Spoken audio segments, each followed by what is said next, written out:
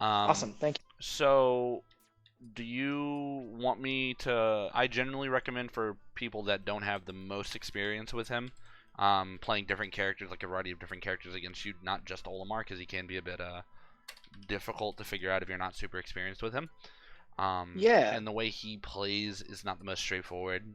So I personally would recommend that maybe I start with someone a bit more streamlined, like Lucina, or someone who's just very straightforward, and then from there we can progress, and I can kind of identify some of the strengths and weaknesses of you. Um, That that works great for me. I personally feel decently okay with the Olimar matchup. yeah.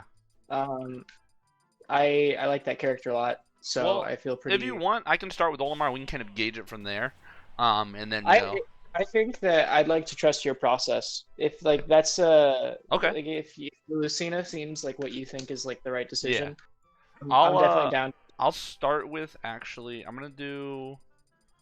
Lucina's just like a good placeholder of kind of like an everyman's character that can really kind of fit the build. So yeah, I'll start with Okay. her. And then from there we can be like, oh, maybe I'll do, you know, a different character, maybe a more specialized one, some of the other characters I play, and then I'll try Olimar for sure. I posted the room information in Discord. Um, Yes, I was entering it right now. I okay, actually just just making sure checking you got it. how to Um, join a room because I don't ever do yeah. this. So what would you say is the main reason that you don't practice online too much? Like, is it internet connection's not the best? Don't have a LAN adapter? You're just not a big fan of it? It's kind of like a combination of the few. I just borrowed a LAN adapter from a buddy of mine to actually do this Gotcha. session with you. And I'm actually struggling joining the room. When I search the room up, I can't seem to get to the numbers. There's only five. This is interesting. Here, let me rehost the room. So I'll create arena. Is it a public or private? I just It is enter a arena it ID. is a public. It is a public. Oh, okay, okay. Yeah, I did public just so I don't have to add everyone onto my Switch friend list. So I'll just remake Yeah, the yeah, room. yeah. I'm remaking it right now, so I can give you the new information for it in just a moment. Okay. Yeah, it's kind of a combination of that. Like for me online, just it's difficult to feel like I gauge a lot, or I get a lot out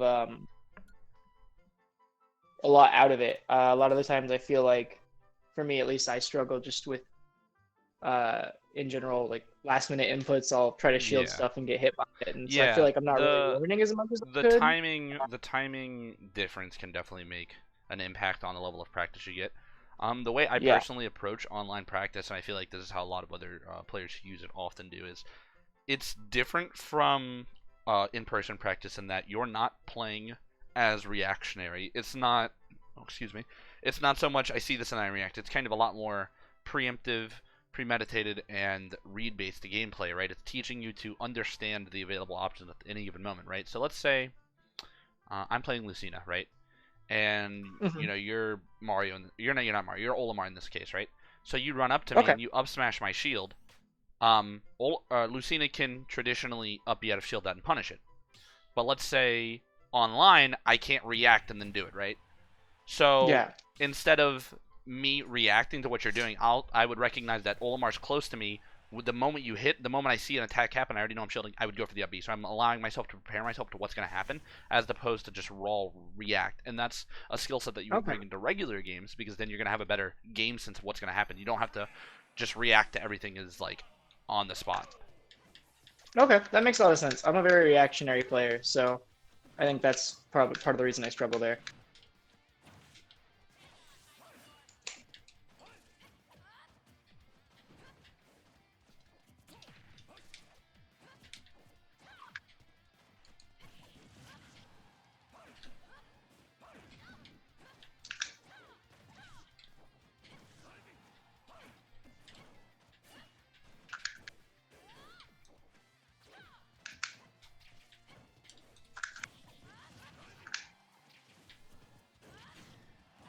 So there you know dropping shield, but online it can be a bit more punishing if you're slow on something or you don't realize what's happening, right?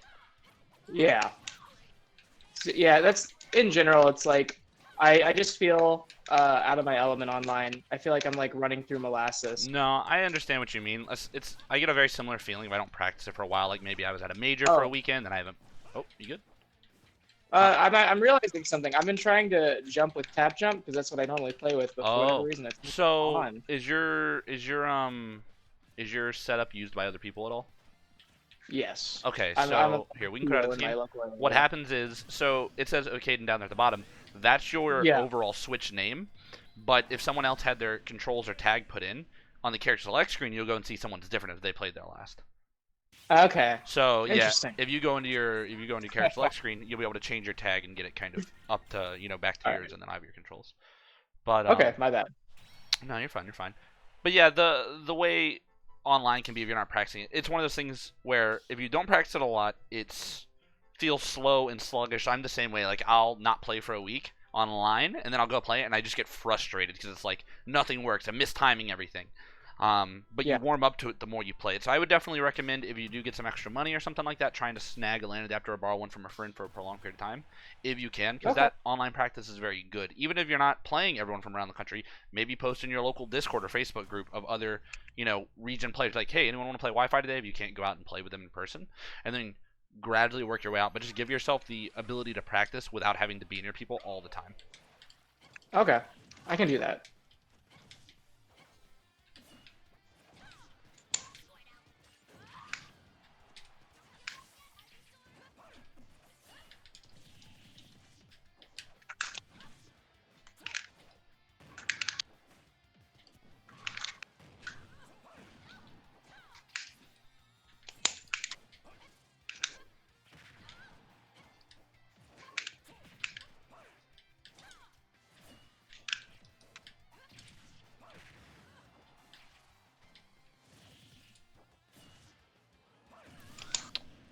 Okay, that's pretty good. Using, just going out there with, like, I think the Nair was a really good multi because they're just going to cover the option. Like, no matter what I did, as long as you Thank you. clipped me, it was going to stop what I was doing, and that was important. I appreciate it. I really like to use the Nair because you can fast fall it and then drift out, and Yeah. it'll just they'll just fall out of it. It's really awkward. Yeah, it covers a lot of room, and it's good at disrupting because you're not so much caring about, like, getting that actual knockback sometimes. It's just, let me make sure you're not going to the stage. Yes. I think it's a pretty powerful option. It's one of I think Ivy's best moves.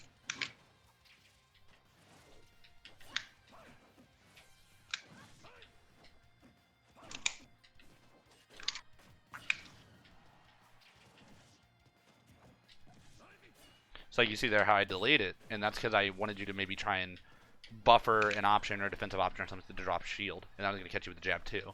And that's kind of Okay. one, abusing the fact that you might try and be more like reactionary, but also just because that's something you can Hmm. like abuse online and understand like the player psychology of it, where you're looking at it like, okay, he wants to press a button the moment I hit him, so I'll make it look like I'm giving him an opening when I'm really not. Okay. That's smart. I appreciate that.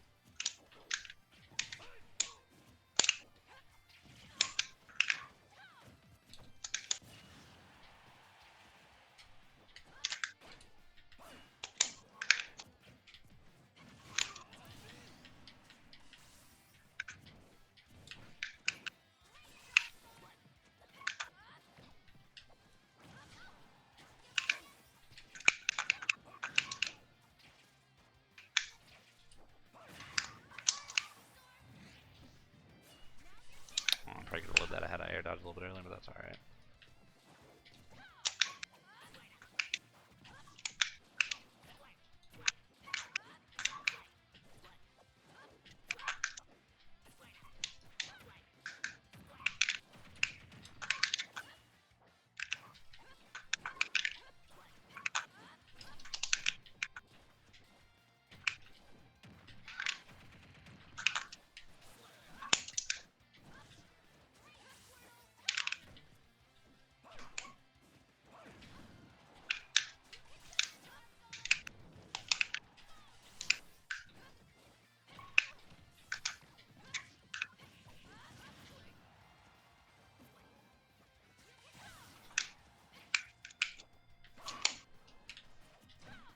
Ooh, caught you on the roll there. Yeah. With So with Pokemon Trainer, is that the only character you play? Do you have any secondaries, or is it kind of just like a straight solo main gig? Pretty much just Pokemon Trainer, but I have like a pretty okay inkling. Yeah. Okay. I asked just because I was wondering, like, what would you consider to be some problematic matchups that you tend to run into a lot, or you feel that you just have the biggest Mhm. like mental roadblocks against? Um, I have a hard time with certain matchups that, like a Pac-Man, Mm-hmm. and Banjo, and I think that for me, like Banjo and Kazooie, I just don't have much experience in the matchup. Yeah, they're a bit I'm weird. I'm very confident that PT wins it. But it's just not something I'm very good at. Okay. In general, though, I have a hard time with hyper defensive play. Yeah. Um, I, I succeed really well in matchups like where it's just like we're like engagement a lot of fighting. I like to scrap. It's Yeah. fun. No, I got you on It's that. I'm just, very aggressive myself. yes, So I like to definitely go in and punish the opponent if I can. yeah, it's just what I'm best at. Um, and so I definitely think that I also can be struggle to be patient. Matchups that I feel I have a really hard time with that even when I play aggressively, that just like really give me a hard time. Things like Fox. I know that Roy can be pretty hard. I haven't really struggled that much with it. Uh, let's see. Pac-Man, Banjo. I don't have a lot of matchups around my area to like really practice or Yeah. play. Shulk can give me a hard time. Shulk. Okay. Um, Shulk, yeah. I'm decent at the matchup because my training partner mains the character, but Yeah. uh, for me it's like it's still a hard. I think it's a hard matchup. That's fair. Um, I think that for me the matchups I struggle the most in, it's just like I think that PT can struggle with getting camps.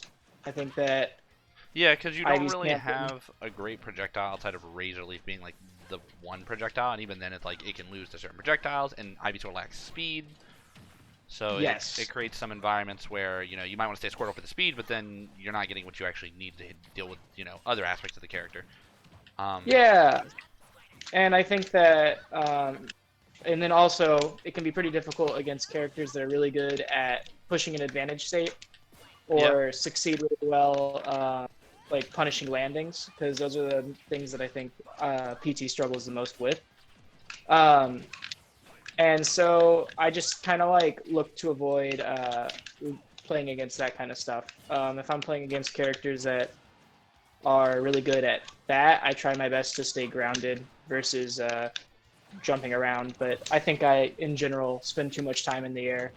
okay, that's a fair assessment. So with things like Pac-Man or Banjo, the more defensive characters, they Mhm. usually the way they play is they like to have very specific strategies. I don't want to say one-dimensional, but it's like you had a Pac-Man shield, he's gonna nair probably, right? Or he's gonna fair. He's gonna do whatever Yeah. option's gonna hit you as fastest.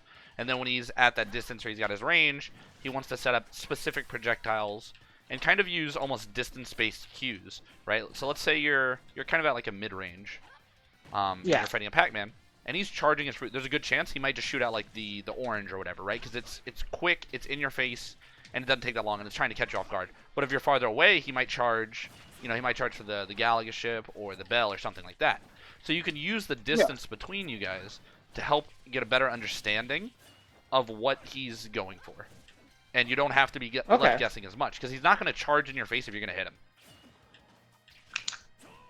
Yeah. Um, Yeah. Yeah. and then when That makes sense. you do hit his shield, you can understand what his available options are. Like, how are you familiar with frame data, how to read it, how safe things are on shield and whatnot? Yes. Okay, Yes. I try my best to pay attention to that. okay, that's good. Because like, so you can look at like someone like Pac-Man's frame data, right? You can be like, okay, his nair is this, or his item is this, and then you can Mhm. kind of get an idea of how safe it is, and go, all right, well, if his out of shield option is frame 4, and I've got a move that's minus this much, you can then go, all right, I can back air a shield, and he can't punish it at that level. So what will I do Okay. next, right? Like, because as an aggressive player myself, the way I like to go aggro is I like to identify what I can do to them that they can't respond to and where my openings are. So if I'm Olimar and I purple back air you, I understand that if I space that right, you won't punish that, but it's my next option that can allow me to be punished. So maybe I back air you and then I go for a forward smash. Well, that creates a Yeah. longer opening for you to punish me. But if I back air shield your response, or if I back air jab, those are much faster. Okay. So you can look at a character That makes like sense. Squirtle, who's got really good frame data, a lot of safe things, right? And you can go, okay, well, maybe Yeah. I can keep down tilting his shield or forward tilting or whatever, or fairing or something like that. And then he only has an opening if I do it again. So maybe next time I'll go like forward tilt and then into like jab or something if I think he's gonna try and respond too fast. And you want to understand how your opponent likes to respond to your own buttons, because if you know what they're gonna do or what their available options are every time you pick an option, you're gonna already know how to respond.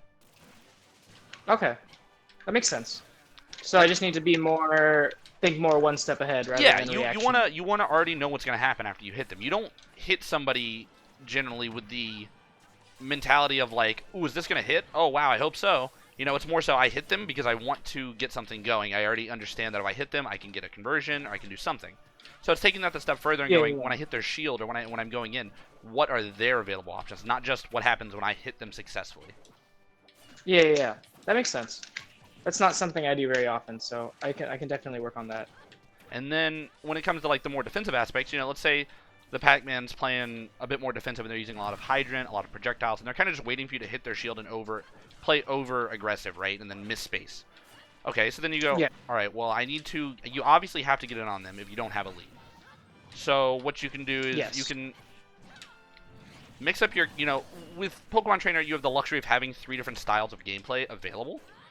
And they're all rather unique, and I would argue that 2 of them, Charizard and Squirtle, have the ability to break zones decently because of their speed. So what you can do is you can use movement to kind of bait an opponent out, right? So if you threaten somebody's space with Squirtle, just throwing out like, the safe forward airs or things like that when you're not necessarily right on them or you're not anticipating it's going to hit, it's more so like, hey, I'm coming at you, you have to respect that option. That can force them to either respond with an attack or kind of play more defensive, and then that'll let you slowly inch towards them. And then once you're up close, you have the natural, Smash Brothers dynamic of like grab, shield, attack, and how those interact. Like, grab beat shielding if they grab, things like that. And then from there, you go look at it and you go, okay, well, what are my character's options? If Ivysaur has like I think a frame 8 grab or something like that. It's not super fast compared to some of the better grabs in the game. It's frame 12. Oh, it's 12. Oh, that's terrible. Or no, it might be frame 13. I'd have to look it up. It's something that's slow. I know as Olimar I can up smash it, and that's bad. Yeah. So it's like, so you go, if you're Ivysaur and you're approaching, maybe you'll go for more poke-based options with things like Razor Leaf, Neutral Air, Back Air, right? And then if you're things like Charizard, that's when you can do the short hop mix-ups where you threaten an aerial, but then you run in and maybe grab them. Or if you're Squirtle, you run in and you pressure with some aerials, and then you grab them. You kind of keep them guessing. You don't let them just commit with one option. And then the nice thing about having the Pokemon Trainer ability to swap is, you can get somebody in the air. Say you get in with Squirtle, and you're like, all right, I'm in. Now you maybe don't want to play Squirtle. You want to try and, keep them at disadvantage with Ivysaur. You do it. You knock them off stage with Squirtle, bam, go Ivysaur. And then now you're ready to keep going. So I know something, I don't watch a lot of Pokemon Trainer out of my own free time. I just see what I do in a lot of the tournaments. But it's like each Pokemon Trainer player kind of has a very distinct style. Tweak like Squirtle a lot. Pandarian has a really good Charizard, things like that. It's like understanding why they're using certain ones of those. It's like they might be only using, they might use, Squirtle more than you, but you don't have to do that. Use what's most comfortable with you and what you think is going to benefit you the most. And that's going to help you a lot more. I personally feel the most comfortable. The feedback I've gotten in like offline play has been that Squirtle is my best character. And that my Charizard and Ivysaur have been lacking. I think when I played you at Genesis, you specifically pointed out that my strategy in the matchup with Squirtle was really good, and that I was playing that really well. But then I would kind of like lean on him too much. Yeah. And kind of fall victim to like not having much of an idea what to do with Ivysaur or with Charizard in that specific matchup. I remember that now that you're pointing it out, and I think that's a good example of like, okay, you have a really good character in your repertoire that you feel very comfortable with and you have a bit more optimized. So when you're playing those friendlies especially, or you're practicing at home, it's like maybe try and identify why you don't like playing Ivysaur and Charizard. Maybe go, all right, I have a harder time approaching, for instance, right? So then you go, what is it I'm doing wrong approaching? And then you kind of want to take an inward look and go, okay, I'm able to get in with Squirtle by using things like, his dash attack or his dash grab or his multi-hit aerials. Like, say you're really good at catching people with back air and forward or down air, right? Then you go, all right, well, Ivysaur has a back air that's a multi-hit, right? It's really good for poking, it's hard to parry, it's got decent range, and Yes. it's pretty safe when done well. So you go, alright, maybe next time I play Ivysaur against someone who's giving me trouble with him, I'll try playing a much more like zoning style with him, where you're mixing in Razor Leafs, and you're using a lot of like back airs to mix them up, keep them guessing, you would Hello? cross up, and then you're not going to let them just run on top of you. They run on top of you, you let them hit your shield with something unsafe, then you're like, oh, neutral air out of shield. Put him at disadvantage, and that's where Ivysaur shines the most. Yeah, absolutely. I think that one of the things I struggle the most with is the zoning, playing defensive like that. Oftentimes when I'm pushed into a corner, when I should probably like slow the game down and try to like force them into a situation where I can punish them and where I want to, where I'm an advantage, I'll often just like run at them and try to hit them with more aerials. Yeah. So I think that's definitely something I could work on for sure. I've been practicing my Ivysaur for a while. When I play friendlies and like I do my like play sessions, I tend to play a lot more of him or at least I used to play a lot more of him. Now I'm trying to mix it back up again. But I just spent a long time focusing on that, and Charizard now is the next target because Gotcha. I struggle a lot with being really slow. I traditionally like fast characters. The whole reason I played Pokemon Trainer in the first place is for Squirtle. And for a while, matchups where Squirtle had a hard time were really, really hard for me. But I've been getting a lot better at the other two. Okay. I still have long ways to go, especially with Charizard, in my opinion. But I've been definitely working on it. That's good. I personally am one who often struggles with playing a bit more campy. I prefer aggressive play, but it's just one of those things where you kind of make just those mental reminders, and you're like, okay, I need to play defensive here. I've got my advantage. I don't need to get greedy, so to speak, right? It's like just hold the ledge, do whatever I need to, and then you're gonna get your W. You're gonna put them into a spot where they can't do anything about it. And I think that's an important thing to do. And you're just one of the best ways I've found to get past that is kind of just like talking yourself through it. Like make those mental reminders and let yourself be ready to let yourself kind of like talk you through it. Just like you're telling yourself mid-match, you're like, all right, I've got him on the ledge and I'm winning. Don't get greedy, right? Like I can keep outplaying him. I can hold this advantage. And that's one of those things that you're going to be able to kind of keep yourself in check, because you don't really have any other methods to doing that when you're playing. It's all on you. Yes. One of the things I worked on in my mentality was to focus on victory rather than to focus on what's going wrong. Yeah. Just to focus on what I need to do. In tournament, it really is all about getting the W. Like in friendlies, you can go for the craziest plays and all that. And you can still do that in tournament when it presents itself, but on average you need to have consistency, and consistency comes from playing things properly, playing them more safe, understanding the limits of your character, and when you're going for those reads, or when you're actually kind of playing more reactionary and allowing yourself the opportunity to flourish. Yeah. See, I definitely have been working on that. I've been just in general at my locals trying to camp all the players who camp me. Yeah. And it's hard to do for me. A lot of the times I'm up against like a Samus, and it's just like, I just want this game to be, I don't want to play this right now. Yeah. But it's hard for me to focus on that, and I've been doing a lot better. But it's still somewhere that I like struggle. I generally I don't do it until I'm backed into a corner. Yeah. I'm not like very keen to just start doing it.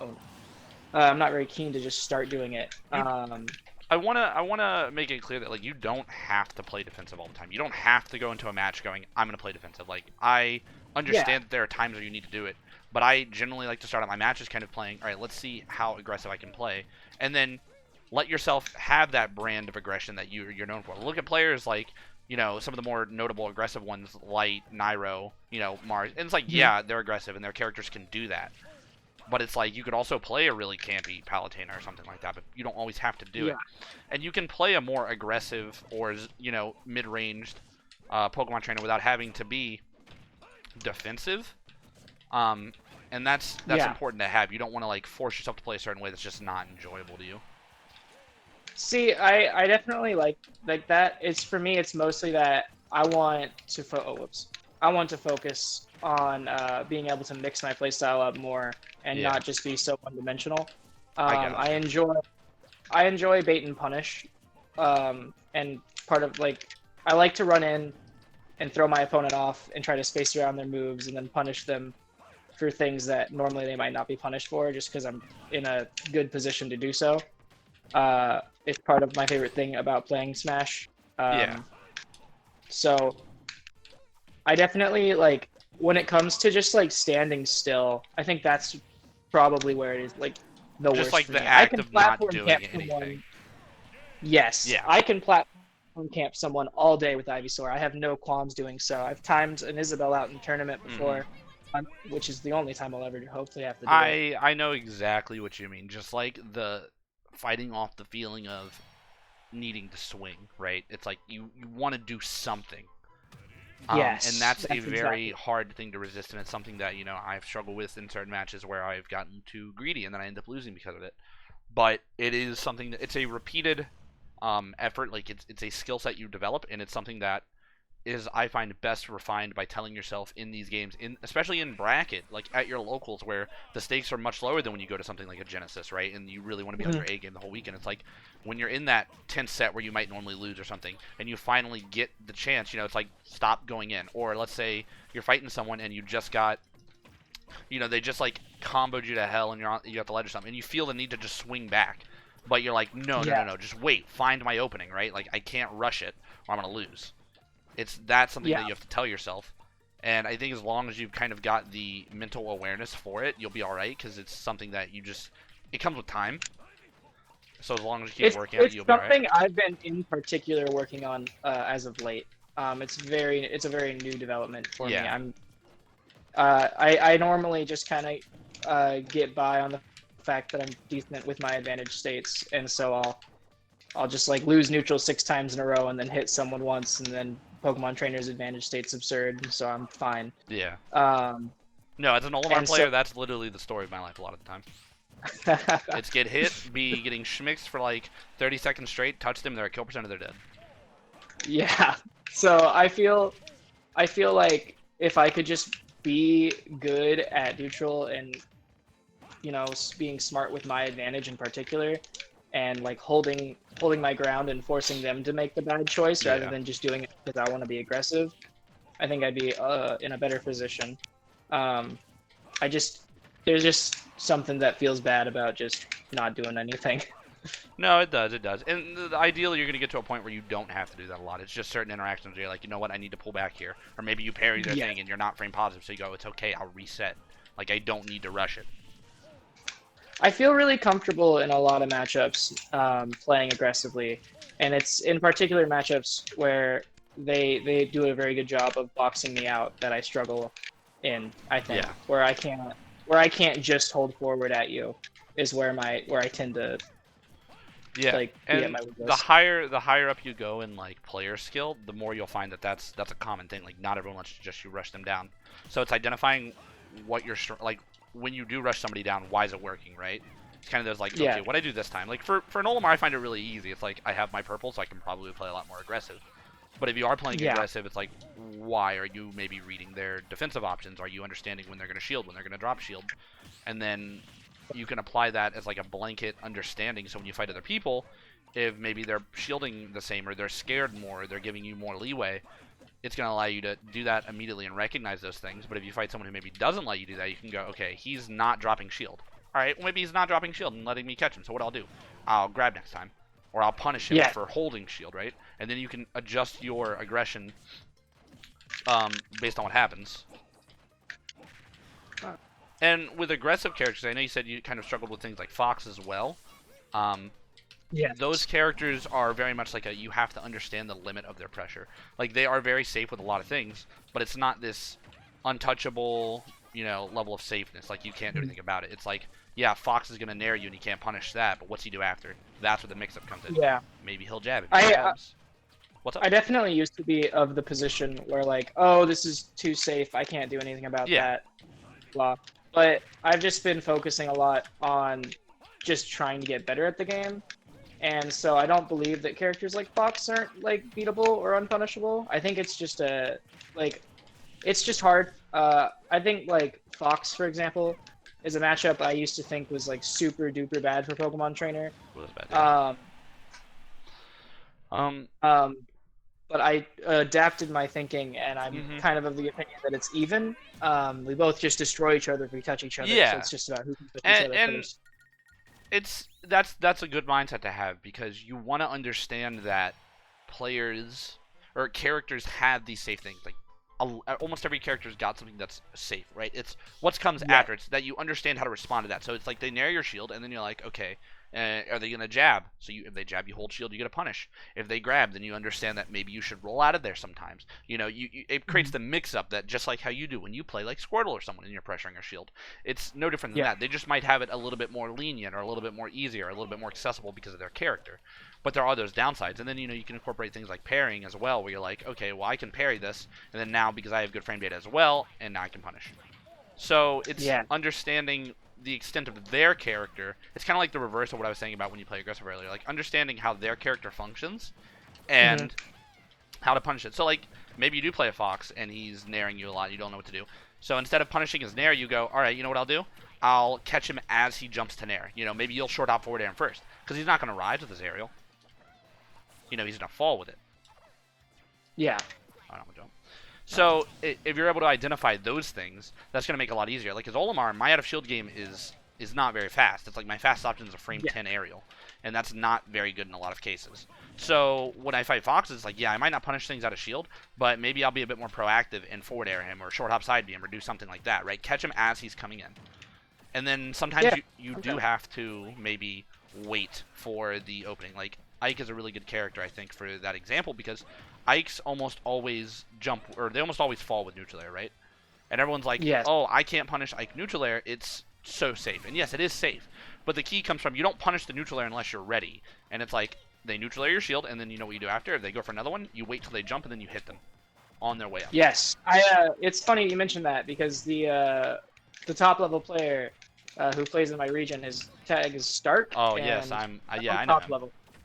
Yeah, he's a really good guy, and Hmm. he plays Ike, Yeah. and so he comes to my locals every week and washes everybody every single week. But I like him a lot, and No, I yeah, enjoy playing with he's a nice guy from my interactions with him, and it's one of those things where you look at Ike and you go, okay, he does have these really good kill confirms, and he's got these annoying safe moves, but you know as well as I do that Ike's not like some broken character, right? So then you can work on absolutely identifying not. Yeah. like what is it that's about it. Am I, maybe he's getting away with too many neutral airs, maybe he's getting a lot of mix up because you're scared of him, things like that, and then you can work on identifying those issues in your own play. You go, all right, well if he's naring me all the time, it's because I'm doing this out of shield. I'm not doing it right. Yeah.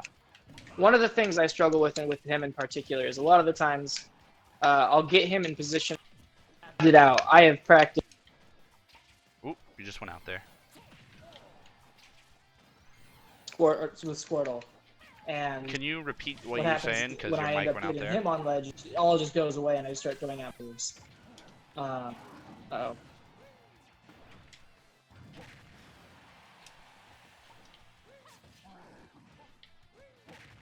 Can you repeat what you were saying about what you do with Stark when you get it? Sorry, I think my girlfriend called me, and I'm pretty sure it disconnected me from the call. Yeah, It yeah, you're disconnected back my now, so headset. it's all good. I'll fix that right after. No worries.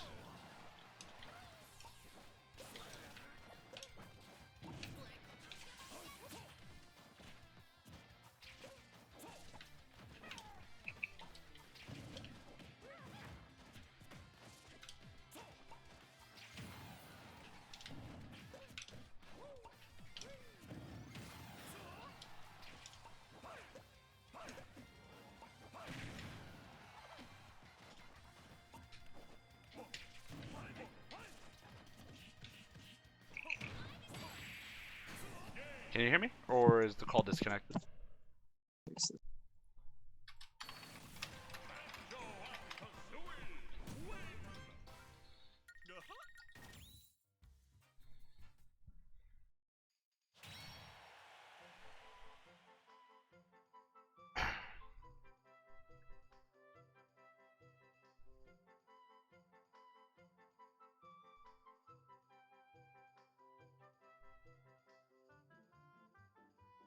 I think it's my headset. It's not.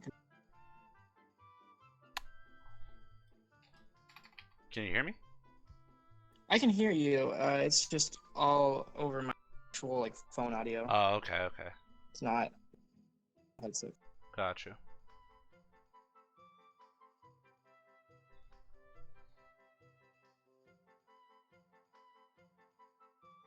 Okay, there we go. Good. Yeah. Okay. I fixed it. Sorry about that. I got No, a you're phone fine. call. You're fine. So, yeah, you were saying though about when you're Yeah. fighting Stark. What Yeah, is it? sometimes when I get in really high pressure situations, especially against like Stark, who will, he gives me like I get a lot of I get anxiety. I'm about to play him. I'm like, this is the Mhm. best player in my region, and I really want to win this. And so sometimes like a lot of the things that I practice will kind of just go out of the window, and I'll be able to combo him well, but I'll drop some of the more nuanced things that I've been practicing, Yeah. and just kind of like forget to think. And I've been working on that recently. It's been getting a little better, but it is something that I struggle with. That makes sense. I mean, we all get nerfs from one point or another. I've got them. Other top players get them. It's like when you're in a situation that's just means a lot to you. It's not uncommon to be like, okay, this is nerve wracking, right? So Yes. when you're fighting him like that, you got to really. There's not a way to fix it, right? Like there's not like a cure-all, so to speak, for that level of anxiety or those nerves. It's kind of a deep breathing, let yourself kind of work through it. You have to let yourself feel those nerves, and then you just work on Yeah. focusing on the game. I always recommend I staying very hydrated, drinking a lot of water, and I deep breathe a lot between my matches. Like I'll just take a second to pause, or take a second even between stocks, right? And let yourself kind of reset, so you're not constantly wound up. Yeah, I actually drink a massive amount of water every single tournament. That's good. I focus a lot on tournament day. It's a lot of super healthy eating, Mhm. tons of water. I just want as much as I can, as You just want to be all at the like advantages your I A game, can. yeah. Yes, with my I respect I don't want to be like eating like something really junky and Yeah. greasy because I know that's gonna like somehow make me You feel don't want to worse. feel groggy. Yeah, you just don't want to risk it. And that's a really good mentality to have for it. Um, and I've been trying recently listening to music. I tend to in my past like usually I'm like a game audio guy. I really like using game audio, but I recently at this last tournament I went to, and when I played at Genesis, I was just jamming to tunes while playing, and it really helped me focus. Yeah. I felt really confident. A lot of the times like game audio, I feel I get distracted pretty easily, and when I can hear people like chatting behind me about what's going on, Yeah. or like I'm like comboing someone and it's like I can hear them talking about something like, oh, that's ridiculous. Oh, that character, that's dumb. Yeah. It's like that single sentence puts my mind immediately running at 1,000,000 miles per hour on what they just said. Like, oh, I don't think that this was dumb. I think this was this. Like, I don't know. Yeah. It just start constructing like a conversation with I that understand what person you're rather saying. than what's happening. So I'm just started. someone. Sorry, you just started using the Oh, music. it's You were okay. saying. Yeah, and it helped me stay just like focusing on how do I win, what are they doing that I can beat. It was really helpful. I don't know if I don't know if I can get past that because I'd like to be able to use game audio. I think it's probably overall more useful with I guess reaction times maybe. Yeah. If it's But something that you're using, it's definitely a tool that I know. Like it's not a bad thing because you do react faster audibly than visually. I'm someone who does use my own music. I just like to have, well, one certain, songs are better at getting me pumped up or getting me, to calm down, like stop playing so aggressive. As well as me having a lot more direct control over something like the volume or, whatever it is, right? Yeah. So I play with my own music a lot. The control is always in my hand. I never have to worry about an audio, monitor or something breaking or some stupid stuff like that. And it does help calm me down a lot. And I've been known to change my song mid-set. Maybe I'm like, okay, this one's making me play a little too aggro. Let me go for something that's a little bit more slow. Or I want to get pumped up. Let me put on something that I know is going to really get me get my blood pumping. Yeah, I was definitely the entire tournament just jamming to like the most like the songs the Offspring make that like go the hardest. Yeah. I just was like I just want to like run in well, and that was like what I was focusing on. I'm definitely gonna like explore music options because I think that was a really I think that's a really good point. For sure. Uh-oh. Uh-oh. Uh-oh. Um, Yep. so don't, ignoring the crowd is very important. I think it's either a Hmm. skill that you have to refine on your own, or something that you can use to drown out. I personally like wearing headphones as well because of that, like listening to my music. I don't got to worry about my opponent Johnny next to me if they're complaining, and you know how some people do that. They get really like flustered in person. Yeah. I just ignore that crap, right? It's like I'm focusing on the game. Or I don't got to hear Yes. about people booing me or cheering for me. It's like I obviously like if people want to cheer for me, and I might hear that in between the games when I pop my headphones out. But it's like when I'm in the game, nothing else matters, and you want Yes. to try and focus on that as much as possible. And to help reduce that anxiety, you can have your own music and you can just get as focused. It's almost like a zen state of mind. As cliche as that sounds, Mm. it's like you are there to do a job and you're going to let yourself focus as much as possible. You're not going to zone out. You're not going to autopilot. You're going to have that awareness. But it's going to be Yes. like I am here, I'm 100%, aware, and I'm ready to do the job. And that's going to help you, one, calm the nerves, and it's going to help you fight them better. But that's something that you just learn more over time. Every time you're put in one of those scenarios where you're nervous, you're just going to have to work through it. Like, I've played the same Uncivil Ninjas, the other best player in my region right now, right? And I've played Hmm. him literally multiple times a week for months at this point. Arguably even a year, for Ultimate specifically. And Yeah. generally, our sets can get, I play them all the time. You'd think I'd be desensitized. There are still some sets where it's just so, you know, like tense, so close. Everything's on the line. The first one to mess up loses. That you do get those nerves, and when you win, you're like, yes, I won, great job. And you release all of that stress, but it still Yeah. happens, and that's fine. It's just kind of giving yourself those mental reminders where you like stick to the game plan. Maybe you're nervous and you got them in disadvantage, and because you're nervous, you want to end the game as quick as possible. So you're like, I need to go off stage and hit him. But then you're like, no, no, no, no, I'm gonna lose. I've lost other sets because of that, right? So then you tell yourself, no, Yeah. it's okay, stay calm. And you're just doing, you're letting yourself deep breathe in that game, right? Like in those small openings where you've got a second, you can go, all right, let's just breathe. It's all right. I don't need to rush it.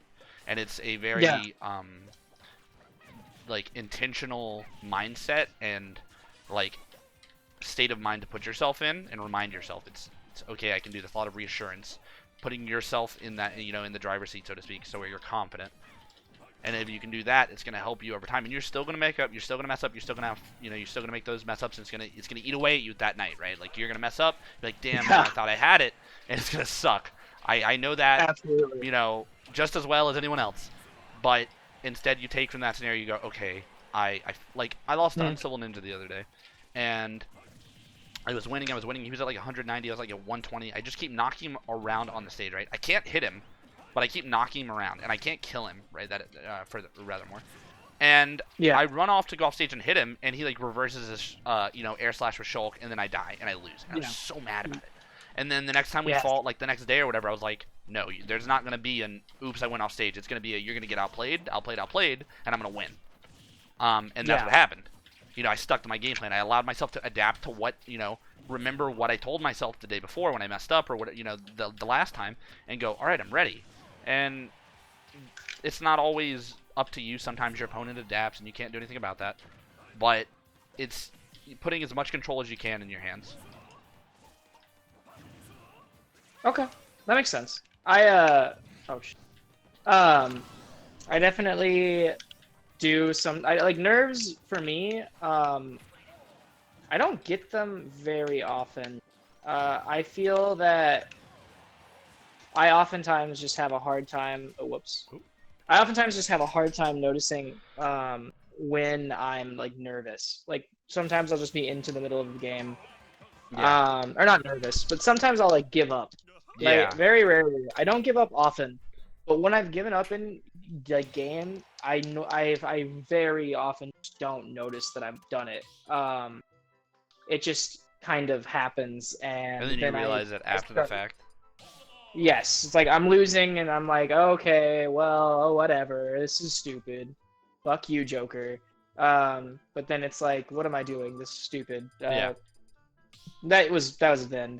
That was before this patch, but like I would definitely like struggle sometimes, and then just kind of like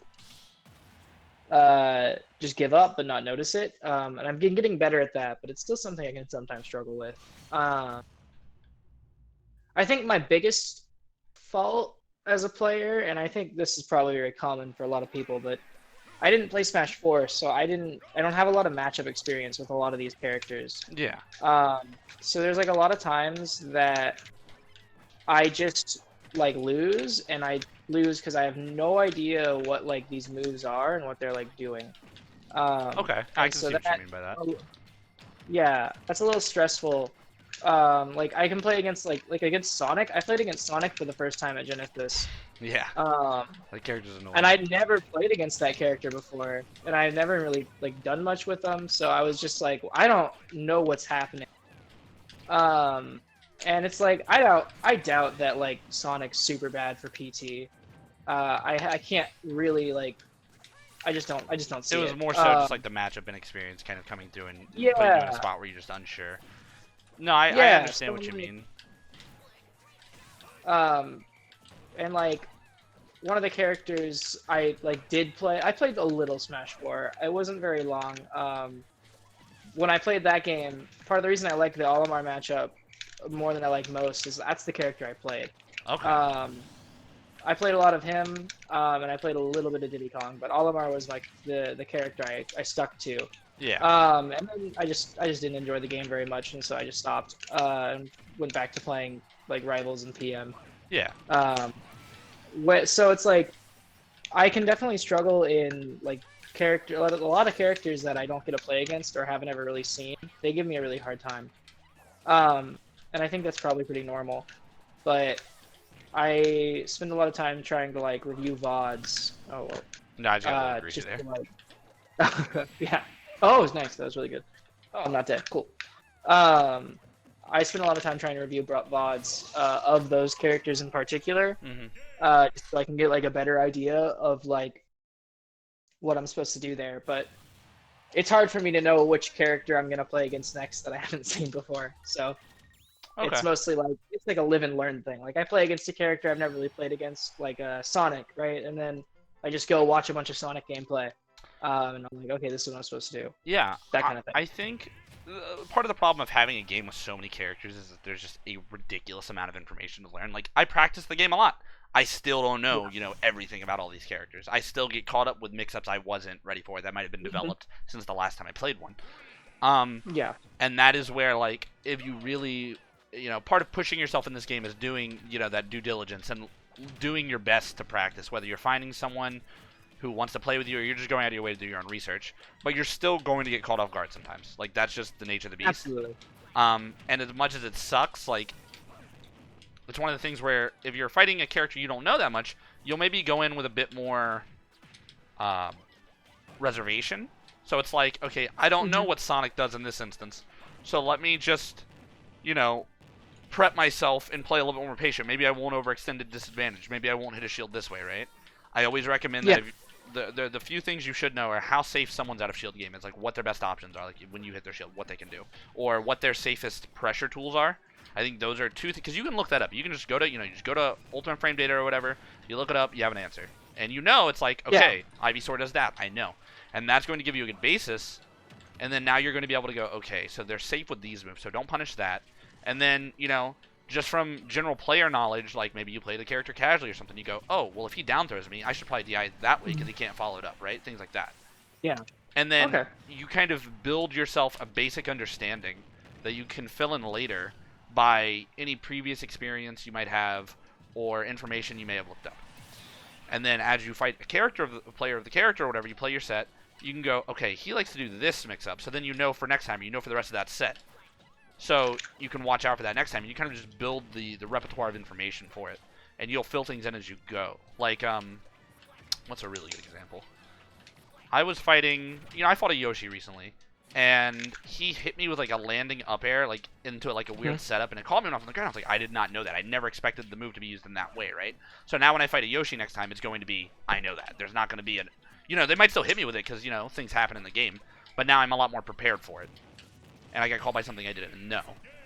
So it's one of those, you're always learning, and you want to try and have a basic level of information about every character. If you don't know how a character works or what their general thing is, like, I normally don't recommend this. I'm a firm believer in just like play your character, play the character you want to play, but go you know, go mess around with that character. Go play him on Elite Smash. Go play him in training mode. Go. Yeah. What is this character's fundamental basics, right? What is their down throw, combo? What is their this? So you get an understanding of what their kill moves are. You know how to DI. Like, you know how many people I fight that go, I don't know how to DI Olimar up throw, and I'm like, okay, it's the strongest up throw in the game, and you don't know how to DI it. That's bad because you're gonna lose stocks. They're like, oh, do I DI it this way? And I'm like, I understand if you're not sure of the exact optimal angle, but you want to have an idea, right? You want to not be totally left in the dark. It's like, well, what have you been doing? Like, you're just, especially against those popular characters, you run the risk of, being, like, if it's a fringe character, maybe it's Game & Watch. Maybe you don't know Game & Watch is nonsense. Okay, but if it's like Peach, Olimar, Pokemon Trainer, these characters, like, you should have a basic idea. Not know all their mix-ups, not know all that. Just know how to not get, like, blown up in, like, 3 seconds because you didn't know their super should never work combo. Yes. Yeah. That makes sense. I feel pretty good against the, like, really popular characters. I play the game enough. I've been to a lot of, I've tried my best to, like, go to, like, SAC and play in the, like, the big monthly they have there. Or not monthly, weekly they have there. And so, like, I've played quite a few of the, like, bigger, more popular characters. For me, it's, like, the fringe stuff that gets that catches me. And the fringe stuff is just try to practice it with it. If you see it at a, maybe it's at a local yard, maybe it's at a Smash Fest, or if you start practicing Wi-Fi, it's a lot easier to find these players to these characters. Not necessarily, it's not something you can always do, but it's way easier, right? It's like you can go into maybe even the character Discord and be like, hey, any Sonics want to play? And they might not be the best, or it might take you some time to find one that's good, but you're able to find them. And that's a good way to fill out that character, log of things you're not familiar with. So at least when you fight them, and ask them questions, right? Like, go out of your way to figure it out. Maybe you fight one online, right? And you're like, oh, wow, I just died to that. So you ask them, oh, hey, how do you DI, spin dash? Things like that. Yeah. And then, bam, now you know. Now you have an answer.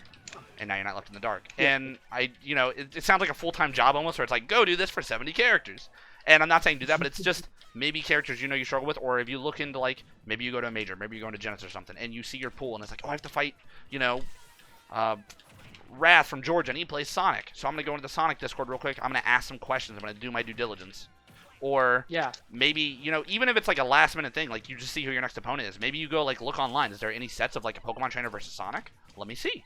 Yeah. And you do a quick... I feel pretty good about putting time into the game like that. I'm pretty passionate about... I like this game a lot. That's good.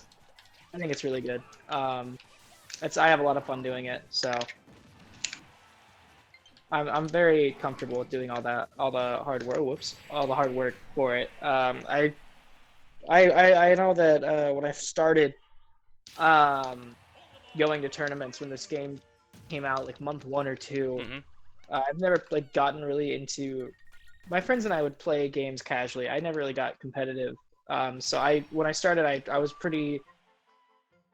I knew that I had to like try to play a lot more than everyone else if I wanted to succeed. So that's what I've been doing. I play this game pretty much every day as well. Like, I try to get at least like an hour of practice in a day. But usually it's just kind of like in training mode. Well, if you can get that online practice, that's going to be good because that's going to help you refine your ability to kind of predict what's happening, understand general game options, so you're not always just left reacting, and also just get that plethora of matchup experience, or even refine the ones you fight more on the regular. And I think working on that, even if you don't, let's say you can't get a LAN adapter for a bit, right? But you don't want to go like ruining someone's day playing online bad, and it's kind of a crappy connection. Maybe just ask the people in Sacramento or wherever's closest to you, be like, hey, anyone want to play Wi-Fi? Because they're close, so it shouldn't be that bad. Yeah. And like, that's your region, but that's still better than training mode. You're fighting real people; they're keeping you on your toes, things like that. So I would definitely recommend that. For now, and it's good that you're practicing the game because you do want to practice as much as possible. And then when you are playing, identifying what went wrong, because we spent a lot of time talking about like specific things for you or how to deal with them. But in regards to your own play, it's like when you're playing, whenever something goes wrong, you'll be able to identify what's happening, or you'll be able to, especially if you're practicing online or in person, you can just ask. Like when we were talking about at Genesis, you're like, I gave you some. I was like, oh, I think Squirtle does this the best. I think you're kind of slacking with the other two. It's like get that real-time feedback. Yes. And that's going to make it a lot easier. And you're also going to develop the ability to do that on your own better. Because now, you Mhm. know, if you can't always ask for someone for questions or you're grinding out games like this, you might not be talking in between every game. So you're like, okay, Yeah. what's happening? You know, maybe I mistimed my parry and I got punished there. Maybe I mistimed my attack, so I got, I tried to act too fast out of shield or too slow out of shield and I got punished. So next time you go, well, this should work, so what happened? Right? And you almost reverse engineer to figure out what happened. And that's just a skill set that you'll refine over time. Yeah. I say this a lot, and it sounds a little weird, but it's just like talk to yourself through these scenarios, so that you Whoops. give yourself the ability to have a discussion with yourself. You're not relying on someone else all the time. Um, you're not just like left in the dark. Even if you don't have a concrete answer, you can find one. So it's like you're stuck in a spot. You're like, I don't know how to get out of disadvantage versus Fox, right? It's like Mhm. I get juggled so easily, and you're gonna get beat up a bit until you figure it out. You can talk with other players, but in the moment you're like, okay, what are my options? I can swap Pokemon, I can neutral air dodge, I can burn a jump, I can try and fall with an aerial. There's just a bunch of Yeah. things, and you're gonna almost process of elimination it in your head and try and figure it out in the game. Every time you get hit, you go, okay, that didn't work, but why didn't it work? Maybe I air dodged too slowly, right? So next Mhm. time you might try it faster, and then you're Okay. just doing that process of elimination, but you're allowing yourself the ability to identify and like talk through it, as opposed to trying to maintain this silent like, oh, I don't know what's happening, I don't know why things are going bad. You can always figure out why things are going wrong if you give it enough time and try hard enough, right? It's just Yeah. getting yourself to that point. Yeah. That makes sense. I don't do enough of my own like VOD review for sure. I remember the first time I ever watched myself play, I I was like, wow, I really shouldn't be doing that. Wow, that's Yeah, you notice bad. a lot, and I think VOD I, review is a good thing to do, but I want to mm, I don't want to you don't want to prioritize that, right? And I say that because mhm. that's something that you do after the fact. Like, it's a good way to prepare yourself for future tournaments, but the biggest skill to Yeah. refine is the ability to identify in the moment. So that's the, okay, why did this go wrong now, or why did this go wrong in between games? Oh, that um was disgusting. and That's the important thing, is you can always look back and go frame by frame and go, oh, this didn't work now. But going, oh, like, I was too slow there, and you just realize why. Like, you go for an attack, it doesn't work, and you go, I know why it didn't work. So you're already ready to fix it next time, right? Like, you already have the plan. And that is something that most definitely comes with time more than anything else. But it's something that you can refine playing online. You can refine playing, in person, doing whatever, because it's just you understanding the game better. It's really all about understanding what's going to happen. If you know what your opponent does, you can win no matter what, right? Like, if a Ganondorf player knows what you're going to do, you lose, because they're going to kill you. They're going to, hit you Yeah. harder than you're going to hit them, and Yeah. you're going to lose. But the problem is doing it with Ganon, because it's so hard to understand what someone's going to do all the time when they have so many options. But with a character Yes. like Pokemon Trainer, you have a lot more leniency in that. So you can go, okay, I think I know what they're going to do, and I know how to handle it, but I don't always know. So you're just going to process of elimination it a lot of the time. Okay. Like, Ooh. when an Ivysaur hits my shield, I'm like, okay, he's probably going to do it again, or he's probably going to attack right after. So I can either try and hit him in between them if I think I'm fast enough, or maybe I can hold shield Mhm. and maybe he'll land and do like an F tilt or something like that. Or if I think he's going to grab, Yeah. I can spot dodge.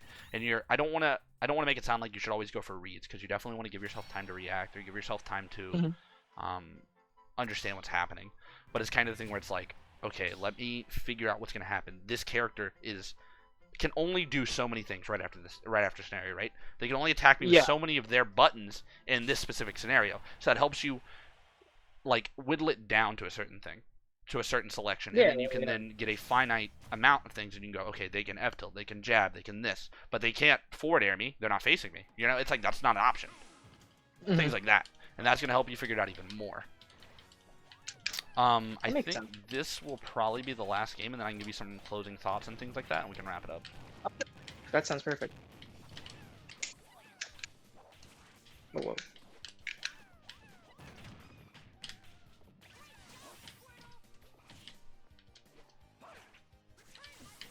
Whoops.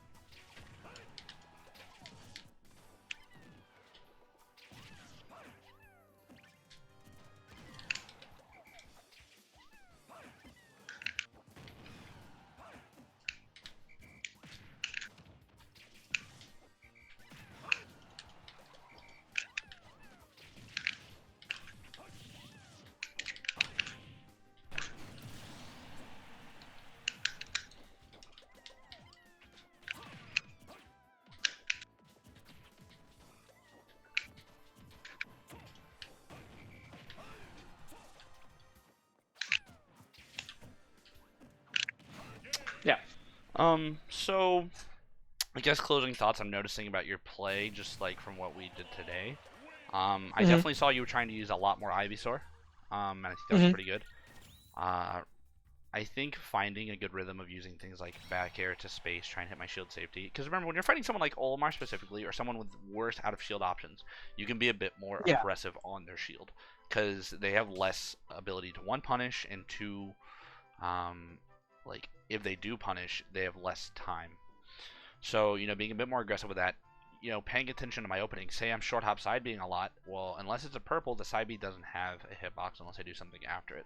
So when I side B, you might be able Yeah. to catch me with a razor leaf or something like that at a distance because it's going to go through non-purples. Um, Okay. Okay. Doing things like that with Squirtle, I feel like your pressure is a little bit weak. Maybe going for, I feel like is it down tilt or F tilt? That's the fast one. It's Um, F tilt, right? F tilt, yeah. Yeah, Down tilt is a little more disjointed, yeah, but it's going slower. for F tilt up close on shield, going for more spaced aerials, and then if you condition me to shield a lot, you can get a grab. I think that's good. But you gotta like, I was never really worried in neutral. Like disadvantage, you did all right. You had some pretty good stuff. I liked your usage of things like Nair and stuff off stage. Um, Hmm. but in neutral, even when I wasn't playing Olimar, like you were catching me, but I never felt like scared of the Pokemon trainer, right? It's like Yeah. you want to. People don't like fighting some of these characters in neutral for a reason, because it's like, oh, Ivysaur's really annoying. Oh, Squirtle's a pain because he gets in and he does this big combo. So I never felt like that. So I think trying to incorporate more mix-ups in what you're doing and not just kind of getting into this consistent pattern, so you keep your opponent Hmm. guessing, is going to be really important. With Okay. Charizard, you would use him every now and then. He's really good to seal out stocks. He's really good to not die with because he's so heavy. Just Yeah. but when you're playing him, use that speed. You have good ground speed. You have multiple jumps. You've got disjointed moves. Allow yourself the ability to use that. Um, Okay. and then when I'm off stage, maybe you can fire breath when I'm gonna grab the ledge. Maybe you can go out there and nair, forward air. Mhm. Just you need to find a way to threaten more. And I don't want to say I'm not saying do that by playing super aggressive. You can definitely play aggressive, but do it more so by keeping your opponent guessing, not letting them always know what you're gonna do, because that's the most important thing. Okay. Um, Other than that, I thought it was pretty good. Just from like when you're going to these tournaments coming forward, and maybe you're fighting someone defensive, don't be afraid to play it a little slow, but like inch your way towards them. Understand what options you're going to do at certain spacings, so you can better Yeah. prepare for it with either a parry or just a regular shield or dodging it. And then go like, oh, if I hit Pac-Man, I need to space my move very, maybe I need to space back here with Ivysaur at the tip, so he can't out of shield it. I can't land on top of him. I don't have the luxury. But if you're fighting someone Hmm. like Banjo, his out of shield game is probably worse, right? He doesn't have that get off me there the same way. So you can be a little bit more lenient. You can maybe go, all right, his startup's a bit slower, so I can get a bit more in his face when he's jumping or he's doing something like that. Okay. Okay. That makes a lot of sense. Do you have any other final questions? Um, yeah, so one of the things I struggle with Pokemon Trainer in neutral in particular is I feel that sometimes they can be a little one-dimensional in how they approach the approach neutral. I definitely feel like I struggle with the Squirtle in particular, like Mm-hmm. getting up close without just eating a bunch of damage. Yeah. Okay. Something that I can So definitely struggle with. I definitely am not a Pokemon trainer expert, so I always recommend when I talk about other characters maybe get a second reference when I tell you something. If I tell you something, you're like, wait, that Yeah. doesn't make sense. It's more so the concept I'm going for as opposed to the exact thing. But Okay. I would say with Squirtle, it's you've got a little bit of disjoint on your aerials. You've got good mobility in your small hitbox, right? So you're kind of weaving in and out of your opponent's hitboxes. And if you're Yeah. confident with your ability to parry, you can potentially run in, parry something, and then get an option out like a nair or a fair out because you're so fast. You have amazing frame data. So with that kind of stuff, you want to be more not hit and run, but kind of like don't come at them directly. Don't always go to the ground or always a 45-degree angle. Mix it up. Or Hmm. maybe you'll play it like a mid-range neutral and you'll shoot a water gun at them to force displace them. Force either put them in the air, make them shield, or do something, right? Make them deal with something else. I would recommend like Tweak's the first person that comes to mind for dealing with Squirtle. I think Low Tier City was a really good example of how he approaches with Squirtle. Okay. Thank you. I think he did it Appreciate there a that. lot well. I remember watching him, and he was just the way he was handling characters, players like DeBuzz or other players was really good. I know there's some other tournaments where he played trainer as well, but just maybe reference how he's getting in with Squirtle. But when you're getting in, when Yeah. you're struggling to get in with him, let's say you get hit ask yourself, why'd you get hit? What happened? Maybe you shielded too slowly. Maybe you attacked too early. Go, okay, well, if they're gonna swap me at this spacing, next time I'll jump. Or maybe Okay. next time I'll shield a bit earlier and identify it, because I don't have the specific method that's just gonna tell you, yes, get in with Squirtle this way. It's a lot of No, like working it's a the lot of dodging and timings. waiting. Yeah, it's a constantly changing thing, right? That's how I approach my character as Olimar. It's like I have these finite options, but the multiple possibilities come in when I apply them, the slight changes in timings and things like that that allow you so much depth to the gameplay. It might be Okay. quote unquote one dimensional, but it's not. You're not forced to always play the same exact way. Okay. Okay. Yeah. No, I definitely agree with that. I think that it's the ability to be a lot of like you have a lot of different options with all three of them, a lot of different ways of Yeah. approaching the game. I just And feel then their options. even if you're maybe struggling to get in with Squirtle sometimes, maybe try switching over to one of the other Pokemon, and then when you get in, you could try switching back to Squirtle or something like that. Not not always saying to do something a certain way, but I think it's worth it. Yeah. No, that makes sense. I appreciate it. Yeah. That was all I had. Alrighty, man. Hope you enjoyed the lesson. Yeah. I'll be getting you that stuff in the next couple days and all that. If you ever have like a question or something, or you're wondering about something, don't hesitate to shoot me a message, and I'll do my best to help you out. All right. Appreciate it. Yeah. One more thing. Is this something we could do semi regularly? Like if I wanted to like do more training sessions, is that a possibility? I'll DM you about that because my schedule coming up within like the next month for the next like 2 to 3 months is very packed. So if I'm not totally sure how my lessons are going to be, but I can message you that in a bit and see if we can work out something semi regular or something for you. Yeah, that's perfect. Yeah, that's fine. Whatever works. Alrighty, So, man. I appreciate it. Have a good night, and I'll talk to you later. Yeah, you too.